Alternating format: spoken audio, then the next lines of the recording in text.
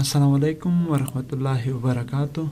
په دې هیله چې ټول لیدونکي او اوریدونکي به راته روغ او جوړ وای.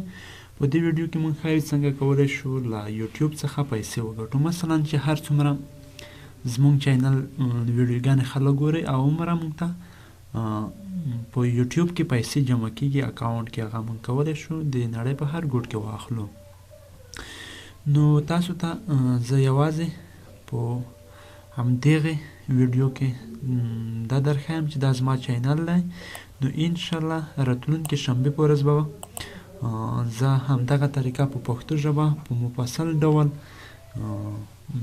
درته ښایم چې څنګه کولی شو دا ډول سیستم موږ پکې عیار کړو، یعنې ترتیب کړو. نو مخکې له مخکې زموږ چینل چې دی هغه تاسو ځان سره سبسکرایب کړئ.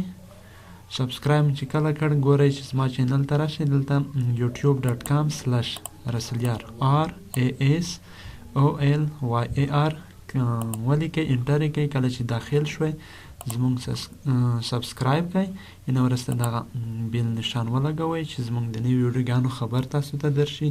کله چې زموږ سره غړي شوئ نو زموږ په چینل کې پخوا هم زیاتې ویډیوګانې شته دي، موجودې دي، اپلوډ دي. لکه مثلا زه تاسو ته درښایم چې څه ډول ویډیوګانې دي. ګورئ فیسبوک اکاونټ ډیلیټ طریقه ده، د فیسبوک پیج کې ایټو ریپلی طریقه ده، ټوکې ټکالې دي، فالوور سیستم دی، څنګه کولی شو خپل ایډۍ کې فالوورز اضافه کړو، ګیمو ماتولو طریقه ده او زیاتې نورې طریقې موجودې دي زموږ چینل کې. نو زموږ چینل چې دی تقریبا له 3 میلیونو زیاتو نفرو لیدلی. زه درته وښیم زموږ چینل چې دی هغه له ګوګل سره ویریفای دی. دا وګورئ 3 میلیونه 2,70,000 نفرو لیدنه ترې کړې ده. نو تاسو هم زموږ چینل در سره سبسکرایب کړئ چې له تازه معلوماتو برخمن شئ.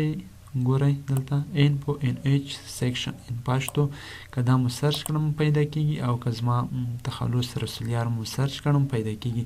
نو دا چینل تاسو ځان سره سبسکرایب کړئ او انشاءالله راتلونکې شنبه به تاسو ته په مفصل ډول دغه ویډیو اپلوډ کوم. نو تاسو هم هغه سیستم په فیسبوک کې او بخې په یوټیوب کې فعال کړئ.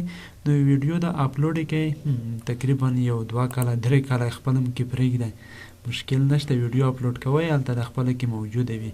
نو تاسو ته به پیسې جمع کیږي. لکه مثلا زه په ورځ کې تر 10 نه تر 500 پورې ډالر پرې اخلم په همدې ویډیوګانو باندې.